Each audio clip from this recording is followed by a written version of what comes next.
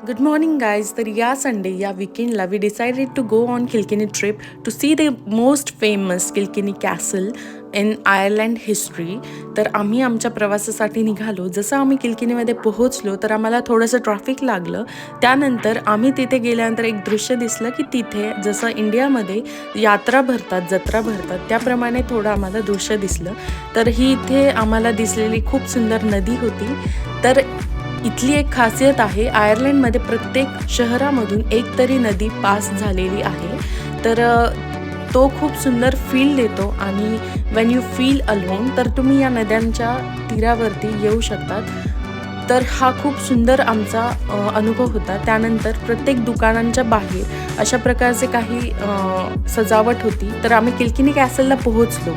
तर या प्रकारे आयर्लंडच्या हिस्ट्रीमधला हा सर्वात सुंदर म्हणजे आपला इंडियाच्या स्वातंत्र्य काळाच्याही अगोदरच्या काळात बांधलेला हा कॅसल आहे. तर आल्यानंतर आम्हाला त्यांनी स्टोअर रूममध्ये पाठवलं. तर तिथे आम्ही आमचं लगेज पास केलं. आफ्टर दॅट त्यांनी आम्हाला तिकीट्स काढून मग आम्हाला किल्किनी कॅसलमध्ये एंटर करायला अलाउ केलं.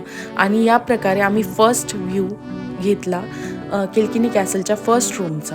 तर हे कॅसल त्या काळी त्या लोकांनी एवढ्या सुंदर प्रकारे बांधून ठेवली होती, ज्या वस्तू आपण आज देखील बघू शकतो क्वचितच. तर खूप खूप जास्त घडवून खूप जास्त मेहनतीने हा कॅसल घडवण्यात आलेला होता. तर प्रत्येक रूममधील प्रत्येक वस्तू ही एवढ्या सुंदर प्रकारे अरेंज केलेली होती. प्रत्येक रूममधली प्रत्येक वस्तू ही खूप व्यवस्थित प्रकारे ठेवण्यात आलेली होती. मग आम्ही रीडिंग हॉलमध्ये आलो. तर त्या काळची जी पुस्तकं होती त्यातील पानेसुद्धा मुडपलेली नव्हती, एवढ्या सुंदर प्रकारे ती अरेंज केलेली होती. तर हा डायनिंग हॉल होता. इथे बायका आपल्या नवऱ्याची वाट बघत डायनिंग हॉलमध्ये बसायच्या गप्पा मारत. त्यानंतर हा तिथला एक थंडीच्या काळामध्ये तुम्ही बसू शकाल असा झोन होता. After that we come to another floor. तर इथे आल्यानंतर आम्हाला वेगळंच एक दृश्य दिसलं. तर इथे काही अशी लहान मुलांच्या खेळण्यांची रूम बनवलेली होती आणि त्या काळाची ही खेळणी आम्हाला तिथे दिसली. तर त्या खेळण्यांनाही त्यांनी सील करून ठेवलेलं होतं, जपवून ठेवलेलं होतं. तर त्या फ्लोअरवरनं आम्हाला अख्खं किल्किनी दिसेल अशी त्याची कलाकृती घडवून आणण्यात आलेली होती. तर ही कलाकृती खूप सुंदर दृश्य होतं. त्यानंतर आम्ही आलो थर्ड फ्लोअरला. तर तिथे होतं हे काही असं दृश्य. तर हे होतं त्यांचं शयनगृह. तर तिथे खूप सुंदर प्रकारे अशी अरेंजमेंट केलेली होती. कपडे बदलण्यासाठी, झोपण्याच्या सोयी वगैरे ह्या सर्व सोयी तिथे उपलब्ध करून दिलेल्या होत्या. त्याच फ्लोअरवरती एका रूममध्ये आम्ही आलो. तर इतक्या वेगळ्या प्रकारच्या पेंटिंग्स आमच्या अंगावर शहारे येतील अशा प्रकारच्या पेंटिंग्स आम्हाला दिसल्या.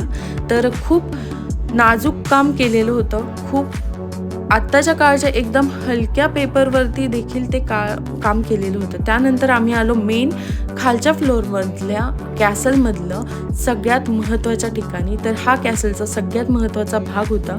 इथे कॅसलमध्ये राहून गेलेले आणि जुन्या काळातल्या त्या काळातल्या सर्व राणी, राजा, महाराजांची सर्व चित्रे लावलेली होती. हे सगळ्यात महत्त्वाचं होतं. आणि त्यानंतर आम्ही कॅसलच्या बाहेर येण्याचं डिसाईड केलं आणि काहीतरी खाऊन घेण्याचं डिसाईड केलं. तर बाहेर येताच आम्हाला हे सुंदर असं जंगल दिसलं. तर हा खूप सौंदर्य असणारा पार्ट होता आमच्या किल्किनी ट्रिपमधला. तर अंगावरती शहारे येतील असं हे दृश्य होतं. खूप छान वाटत होतं. थंडी मात्र खूप होती. तर थोड्या वेळानंतर जसं आम्ही किल्किनी कॅसलच्या फ्रंट साईडला आलो तर आम्ही तिथे बघितली खूप जास्त गर्दी. तर आम्हाला कळत नव्हतं का आहे. बट आफ्टर दॅट सूरजला रिअलाईज झालं की इथे सेंट पॅट्रिक डे आलेला आहे. म्हणजेच इथलं इंडिपेंडन्स काइंड ऑफ डे तिथे नियर सून होता. तर त्यामुळे तिथे या प्रकारची यात्रा भरवण्यात आलेली होती आणि मग लोकही जमत होते. तर परेडची प्रॅक्टिस देखील इथे होत होती. बिकॉज नेक्स्ट सम डेजमध्ये सेंट पॅट्रिक डे आलेला होता. तर आफ्टर दॅट आम्ही इथे थोडीशी खरेदी केली आणि काही नव्याशा अशा वस्तू घेतल्या. तर इथे वेगवेगळ्या प्रकारचे खाण्याचे पदार्थ, खेळण्या जसं आपल्या इकडे असतं त्याच प्रकारे होतं. तर या ठिकाणी मुले खेळत होते आणि त्यानंतर मी सूरजला हट्ट केला की आपण जायंट व्हीलमध्ये बसूयात. आणि मग for the first time I tried the giant wheel आणि हा व्ह्यू आम्हाला बघण्यात आला. तर परेडची प्रॅक्टिस होती, बट द रिअल व्ह्यू आम्ही जो बघितला परेडचा, तो खूप सुंदर, अतिशय अविस्मरणीय असा होता. आणि वर जाताच, जायंट व्हील वर जाताच आम्हाला पूर्ण आयर्लंडचा जो व्ह्यू दिसला, पूर्ण किलकिनीचा जो व्ह्यू दिसला, तो खूप सुंदर असं दृश्य होतं. तर ही परेड खूप जास्त मिनिंगफुल होती. प्रत्येक एजेड व्यक्तींनी देखील सिमिलर ड्रेसिंग केलेली होती. सर्वांची ड्रेसअप होती. एक स्कर्ट आणि वरती शर्ट, सम काइंड ऑफ त्यांचं ड्रेसअप होतं. आणि जे एजेड लोक होते तर ते खूप एन्जॉय करत होते ही परेड. आफ्टर दॅट आम्ही जो व्ह्यू बघितले आयर्लंडचे, तर ते आम्ही रिअलाईज केले आणि खूप जास्त आमचा अविस्मरणीय हा ट्रिप राहिला. हे रिअलायझेशन आम्हाला झालं. तर माझं चॅनल आवडल्यास लाईक, शेअर, सबस्क्राईब करायला विसरू नका.